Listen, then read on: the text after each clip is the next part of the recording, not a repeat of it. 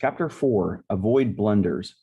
You, far more than the market or economy, are the most important factor in your long-term investment success. We're both in our 80s. America's favorite investor, Warren Buffett, is in his late 80s. The main difference between his spectacular results and our good results is not the economy and not the market, but the man from Omaha. He is simply a better investor than just about any other investor in the world, amateur or professional, brilliant, consistently rational, and blessed with a superb mind for business. He concentrates more time and effort on being a better investor and is more disciplined. One of the major reasons for Buffett's success is that he has managed to avoid the major mistakes that have crushed so many portfolios. Let's look at two examples. In early 2000, many observers declared that Buffett had somehow lost his touch. His Berkshire Hathaway portfolio had underperformed the popular high-tech funds that enjoyed spectacular returns by loading up on stocks of technology companies and internet startups. Buffett avoided all tech stocks.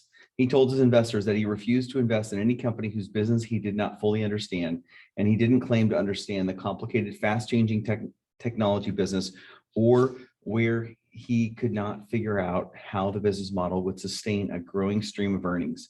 Some said he was passé, a fuddy-duddy. Buffett had the last laugh when internet-related stocks came crashing back to earth. In 2005 and 2006, Buffett largely avoided the popular complex mortgage-backed securities and derivatives that found their way into many investment portfolios. Again, his view was that they were too complex and opaque. He called them financial weapons of mass destruction. When in 2007, they brought down many financial institutions and ravaged our entire financial system, Berkshire Hathaway avoided the worst of the financial meltdown. Avoiding serious trouble, particularly troubles that come from incurring unnecessary risks, is one of the great secrets to investment success. Investors all too often beat themselves by making serious and completely unnecessary investment mistakes. In this chapter, we highlight the common investment mistakes that can prevent you from realizing your goals. As in many human endeavors, the secret to success are patience, persistence, and minimizing mistakes. As in many human endeavors, the secret to success are patience, persistence, and minimizing mistakes. In driving, it's having a serious accident. In tennis, the key to getting the ball back. And investing, it's indexing to avoid the expense and mistakes that do so much harm to so many investors. Overconfidence. In recent years, a group of behavioral psychologists and financial economists have created the important new field of behavioral finance.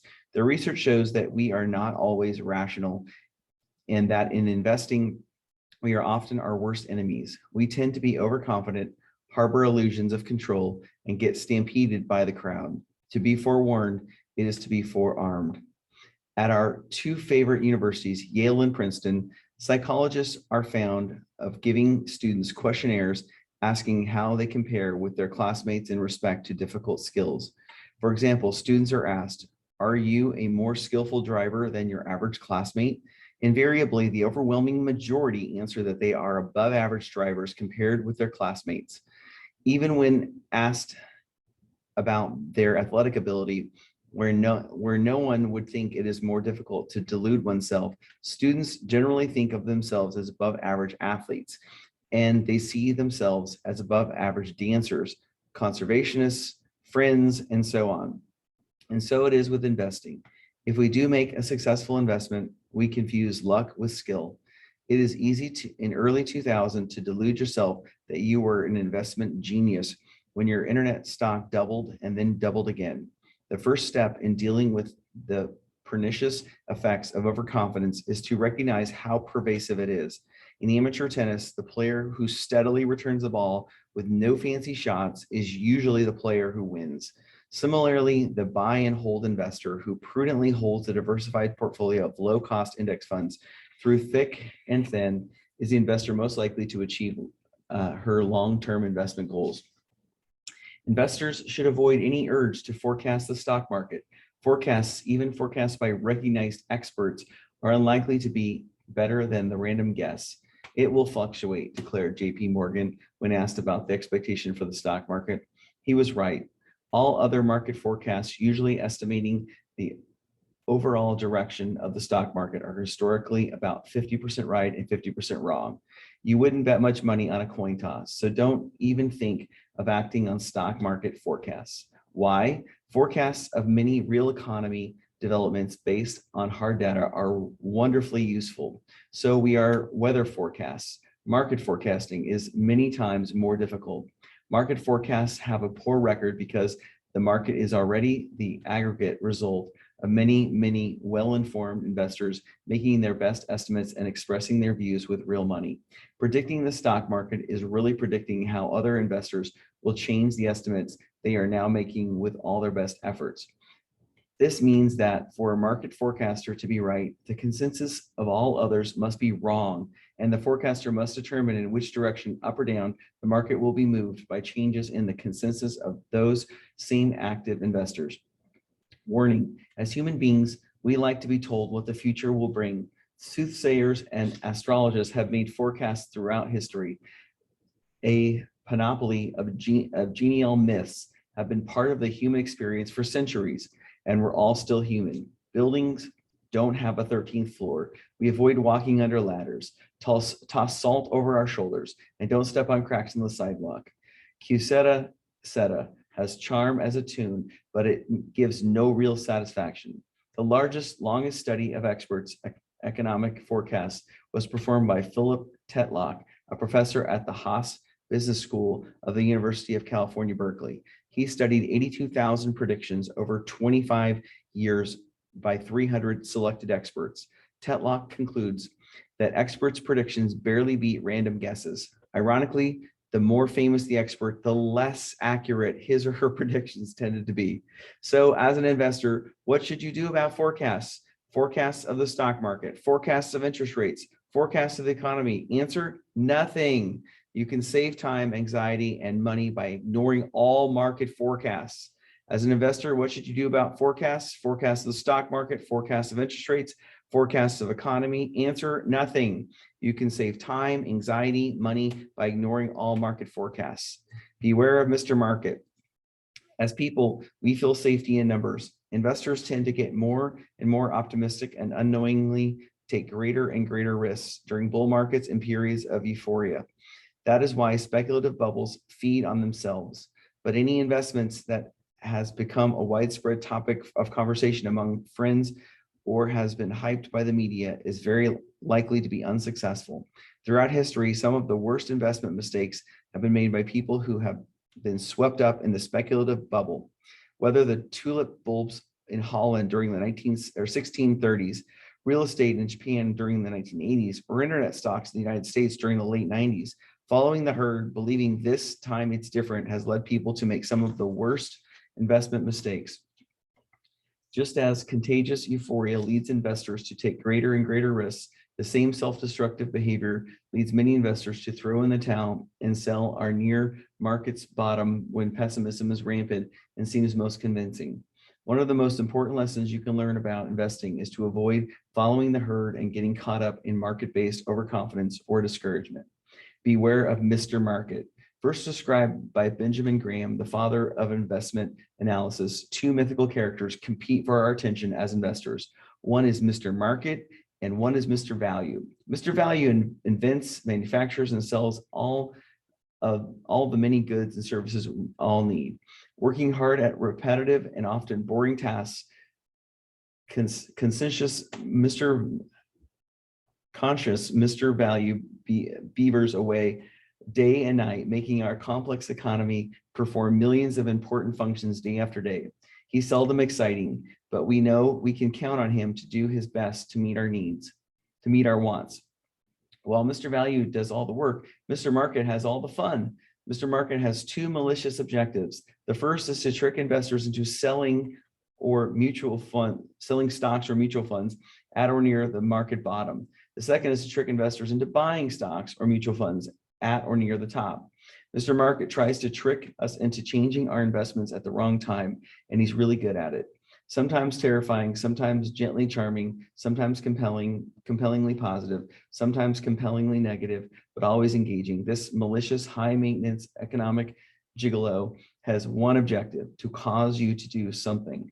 Make changes, buy or sell, anything will do if you'll just do something and then do something else. The more you do, the merrier you will be. Mr. Market is expensive, and the cost of transactions is the small part of total cost.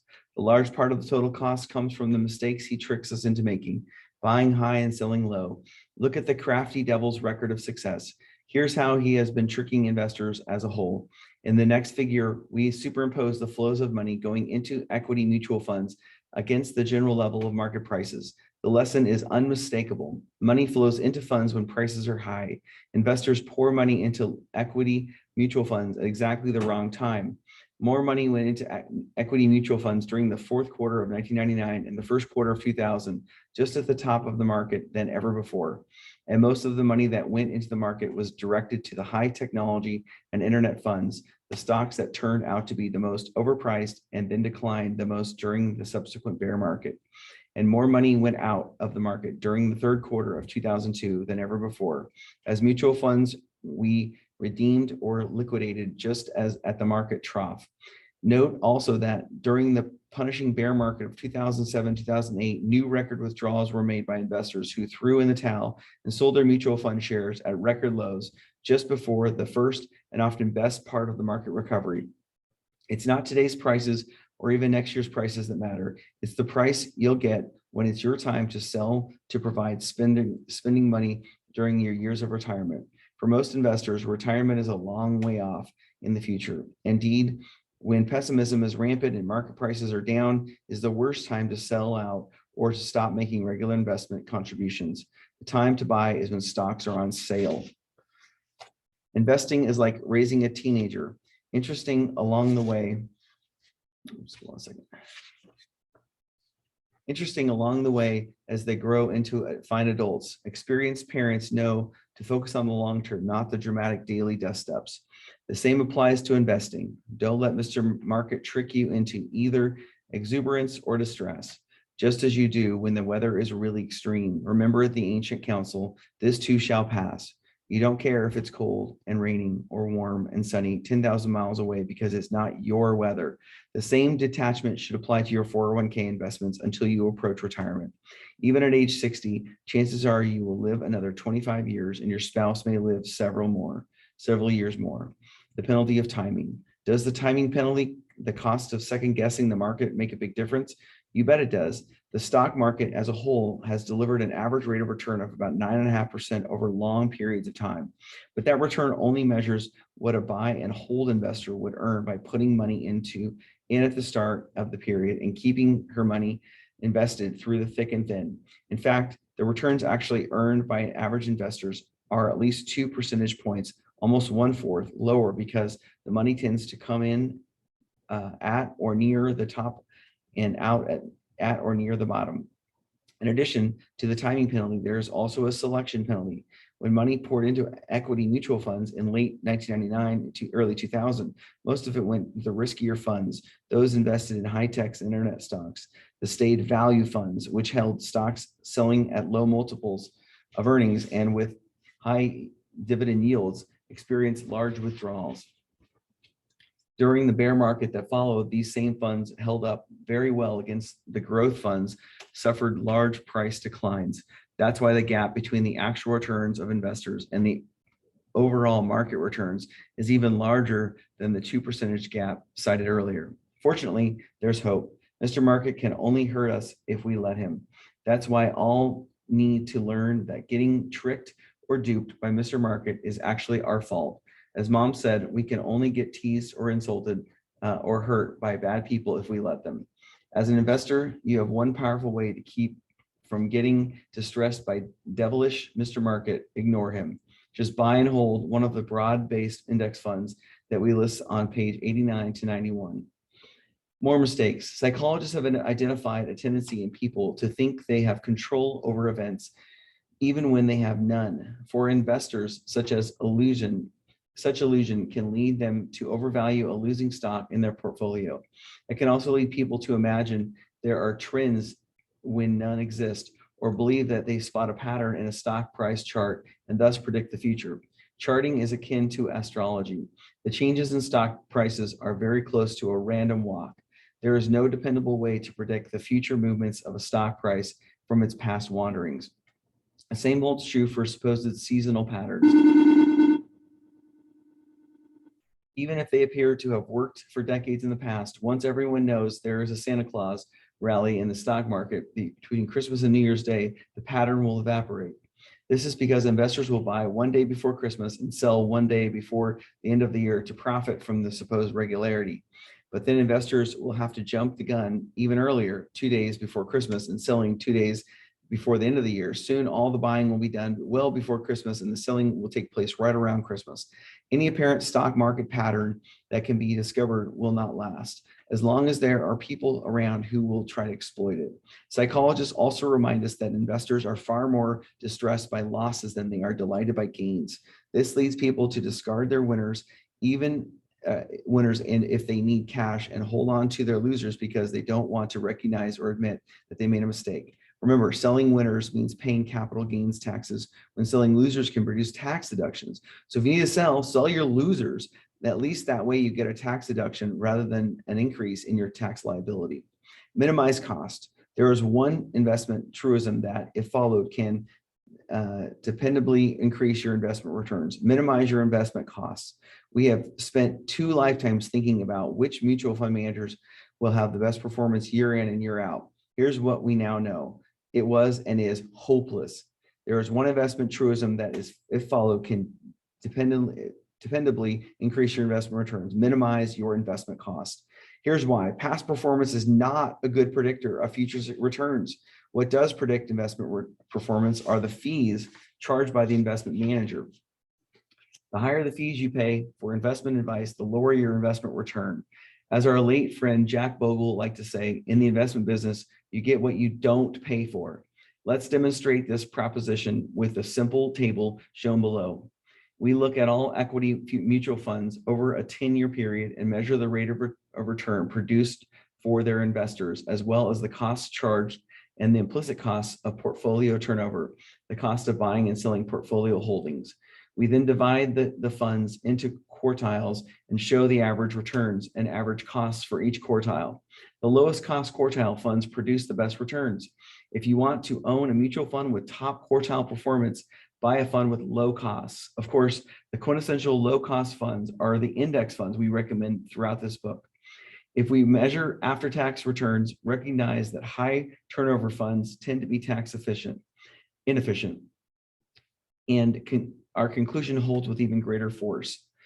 While we are on the subject of minimizing costs, we need to warn you to beware of stockbrokers. Brokers have one priority: to make a good income for themselves. That's why they do what they do the way they do it. The stockbroker's real job is not to make money for you, but to make money from you. Of course, brokers are nice, friendly, and personable, enjoyable for one major reason. Being friendly enables them to get more business. So don't get confused. Your broker is your broker, period. The typical broker talks to about 75 customers who collectively invest about 40 million. Think for a moment about how many friends you have and how much time it takes you to develop each of those friendships. Depending on the deal he has with the firm, your broker gets about 40% of the commissions you pay. So if he wants a $100,000 home, he needs to gross $250,000 in commissions charged to customers. Now do the math. If he needs to make $200,000, he'll need to gross $500,000. That means he needs to take that money from you and each of the other customers. Your money goes from your pocket to his pocket. That's why being friends with a stockbroker can be so expensive.